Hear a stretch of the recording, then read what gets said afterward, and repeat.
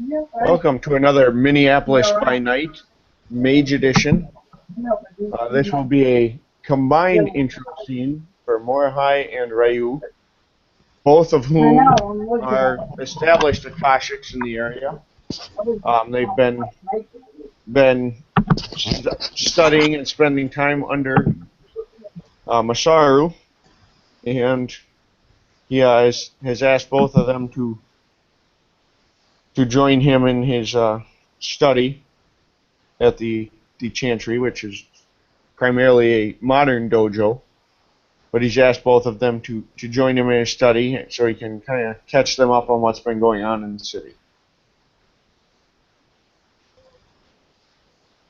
Morihei would show up about 5 minutes early and wait to be shown into his office, not wanting to appear rude or anything. But Okay. he would stand outside in the lobby until someone showed him the way in. 2 minutes later, if Ryu shows up. And you're both shown in rather quickly. It's even his office kind of seems to blend the modern with the traditional.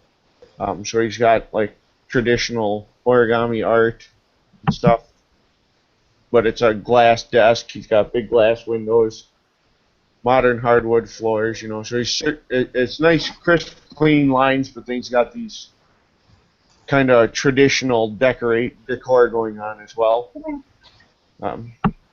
And he stands up to greet both of you, steps to the edge of his desk, and gives you both a polite bow. Morihei will bow back. And Ryu will do the same. Good afternoon, gentlemen. I felt it prudent, as I've been recently involved in quite a bit of business, to take some time, chat with you both, find out, discuss a little bit more about what you hope to accomplish during your time in Minneapolis, or if you're going to stay here permanently, in which case, what your long-term goals are. So, as I'm sure you're aware, I'm a big proponent of goals and targets. They help us shape our mind into the tool needed to accomplish tasks. I also wanted to give you some information on what exactly is going on in the city. You may have noticed a substantial influx of supernaturals. So we've had to have some political discussions because of that. So first and foremost, we have formally established a local council of traditions. I will be representing the Akashics in the capacity of the Sphere of Mind. We do have as well contacts beyond that, but we have a single disparate at this point, a gentleman by the name of Bayou John, who is a voodoo-style priest, who is sitting as an advisor. But we felt it prudent to form this council as the increase in shifters and vampires in the area, they're substantially outnumber any one tradition. So we felt it best that we at least present a somewhat unified mentality. We have, as a council, established as well a agreement of sorts with the shifters. Specifically, the agreement is that we will not do harm to any of their kind. We will not attempt to usurp their holy places, what they refer to as cairns. We would recognize them as just places of power, but there are some specific ones that are holy to them as well, and we don't need a religious war with them. We have also agreed that we will not attempt to misuse the spirits of the area. They are a deeply spiritual group. So, no, granted, I realize misuse is somewhat subjective, and I don't know how much either of you pursue the spiritual arts, but it is a potential concern.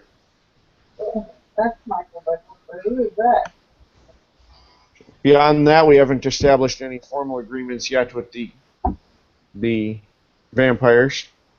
The shifters having given us some specific traits to look for with other shifters. Apparently there is a faction of them that are somehow corrupted or tainted, whatever word you wish to use. But certainly more, from what we perceived, they appear to have some sort of damage to their mind, as well as a disturbing entropic resonance and a altered spirit. So, I don't. At this, Moorhead would raise his hand slightly. Like, did they explain how or what exactly they were tainted by? It appears to be some sort of spiritual corruption, but the discussion was somewhat brief. Some sort of vast spirit or some such that has broken their minds and corrupted them. We do hope to get further information in the future, but in the meantime, we have been given approval that if we can verify those particular traits in an individual, we can assume them to be a hostile threat to the area and therefore take action. Additionally, any of these shifters that are seen to be abusing mortals, you can certainly intercede, although we hope that such intercession can be non-lethal, that we can establish a final judgment after the fact. What has bummed you out? He'll just nod and We didn't need any money, really. We've already be sure to keep a established lookout for any of everything we them. were going to do.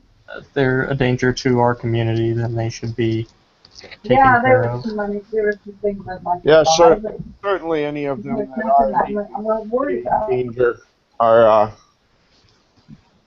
know I can't get along. a blatant danger. We should certainly consider dealing with, but any that are perhaps a milder threat, we should neutralize first, and that we can assess. They have different views and ideologies, and we don't want to overstep ourselves. There is much about their culture we don't understand as well. So, Okay. hence the intent is minimize damage per end of this situation so we can address it. So, I guess on a little more cheery news, the head of the Dream Seekers has established a true neutral ground at the vineyard, and it is primarily strictly supernatural. It is he's been explicit that the node apparently is also one of these shifter cairns, so it's not to be touched, but the area can be treated as a chantry for any who are visiting. Beneficial for if you need a safe place to work your arts when you're west of the city. You want to run in and get us something to eat for? Jorge would just nod at them, saying, "The offer is appreciated by him, and it seems like it'd be a good place to foster good relations between us and the other supernatural beings out there. But I have my own sanctum running out of my own dojo, and should either of you need a quick place to step in and work your arts, or just a place to stay, you're both more than welcome." Thank you.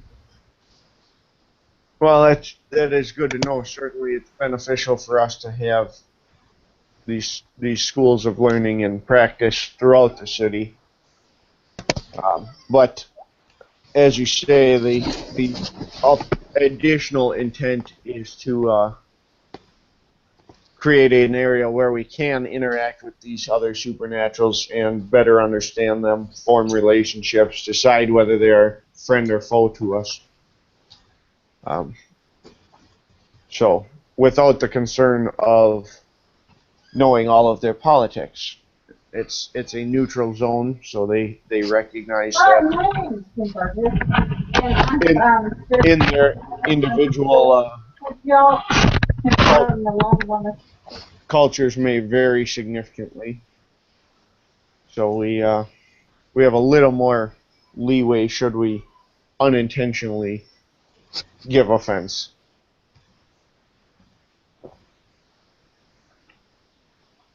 And indeed, that goes for within the other practitioners in the area too. The other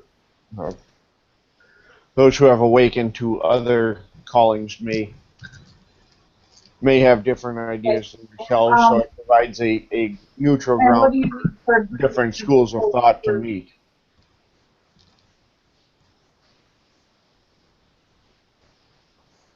Yeah, he does scribble down the address for you guys so you can find it. Okay. Morhe would just scribble down the address to his dojo and hand it to the other two. When do you open tomorrow? He does inform you that Chaz is in the process of establishing an additional chantry for the Akashics, one that's not quite as open. This one is in the same office building owned by Masaru. I could get like In the same building he runs his other businesses out of, and it's also owned under his holding, so it's pretty blatant. So Chaz is going to establish more of a safe haven style chantry. And he may be looking for assistance in the near future. The last thing he tells you is that there's been a new Akashic awakened to the area. A new member has joined the Brotherhood by the name of Blaine. there's no way to know what I need for an indication. Descendant of the Moi clan. That's good to hear. And it is a family that has a long history of standing with us, so it's good that they have returned to us, so to speak. Very. But that's enough about the city and the politics of the game. What of the two of you? What are you? Any ambitions, goals? I wish only to teach my students and protect them from harm. I've had to do so many times in the past from some of the other supernaturals in the city.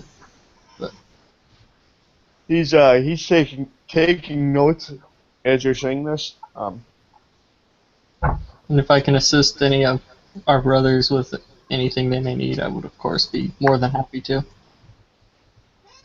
He says, "Well, we will certainly contact you as needed, but you're and of course, anything you come across in your nights out and about this city, please keep myself informed at the very least." Of course. I've come to call Minneapolis my home ever since I've awakened. Long-term goal is to help out where I'm needed, and also to try and find out who I was before I was awakened. Well, that is a very powerful piece of information, so I don't blame you there. Should I come across anything that might aid you, I will let you know. Thank you, Master Centauro. He turns to Morihei and he says, and if in your instruction of your students you find any appropriate candidates that may have the potential within them, then by all means we should certainly consider whether they are prepared to awaken as well. Of course, I try to keep a close eye on them and help foster the way if I can.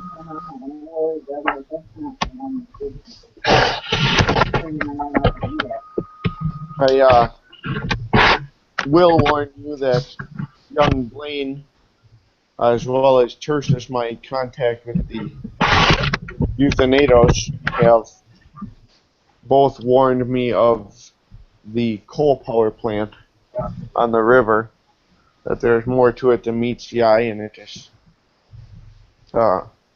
could become a severe threat to us, as it appears that in that area the consensus is more widely established, to the point where we have difficulties with anything more than the most basic of magics.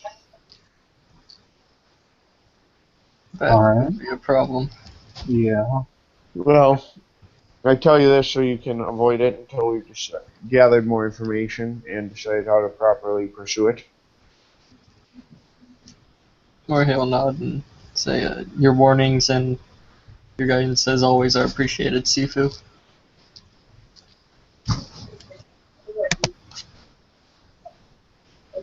Agreed.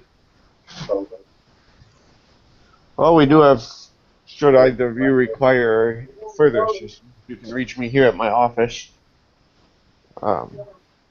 If you need living quarters, we can provide those here in the Chantry, but that is your prerogative. That might be helpful. And of course, anything you might see lacking, we certainly would like discussed. Everyone has their own viewpoints. It's always beneficial to at least consider all of them.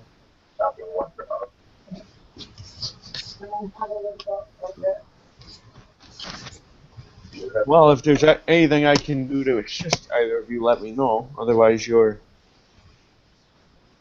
I had nothing else to discuss with you. Yeah. None of these are good.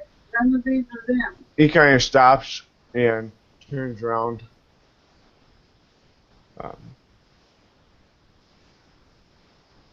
And he heads behind his desk and pulls out what looks almost like a large pen case.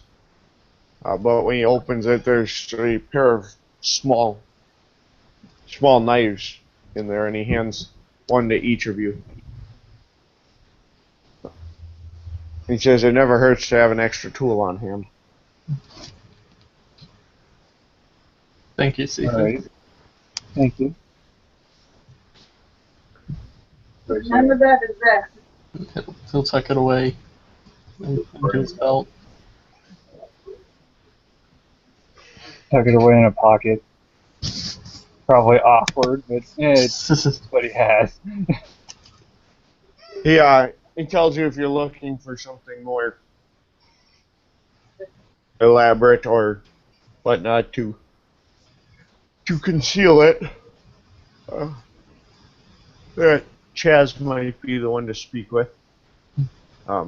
Alternatively, some of the Euthanatos, or even Chai, she has a variety of equipment of that sort from her days as a stunt double. So,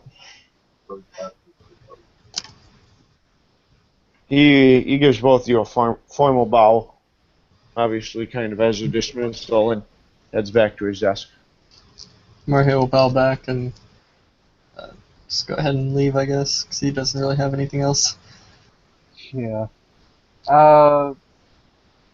Ryu will probably pick up the Centaro's offer of living space because his apartment's getting expensive. All right. Well, the chantry, they're I don't want to say basic, but they're fairly efficient rooms. There's a desk. There is a small TV, but then it's a bed and a table. And it's obvious that dining and such is intended to happen in a common area. Yeah.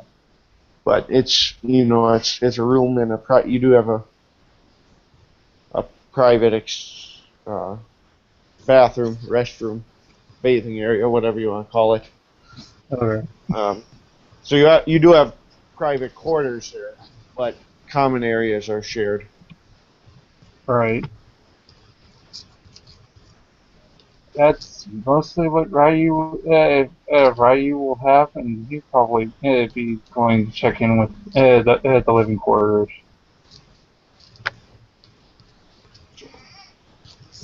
There is a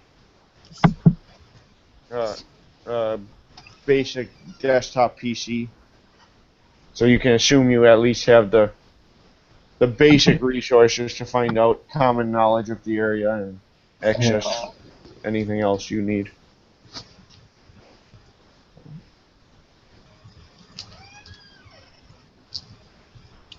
The chantry itself does have a number of sparring rooms as well, and there is what looks almost like a cafeteria, but you can tell it's meant as like a mess hall, but they've kind of disguised it as a cafeteria. All right. So there's a smaller library. Most of it appears to be mortal knowledge. Nothing. Yeah. Nothing real elaborate. And then there's some indoor gardens for meditation or whatever practice you follow. So. All right.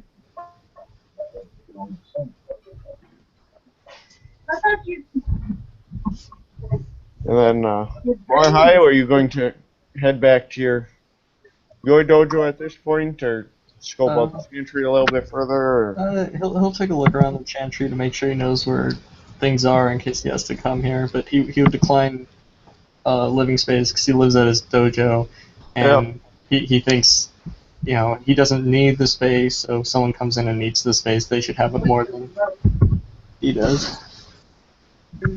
Rather keep it open than just take another living space.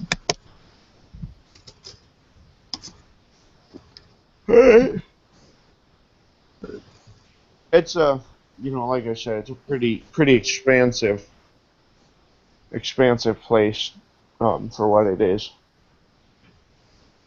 So, you guys are, if you have anything specific that you want to begin right away, otherwise there's a whole city out there. Yeah. Right. I have a little bit, but we can do that in a later scene. I just got asked to do a food run. All right, yeah, we can put together something.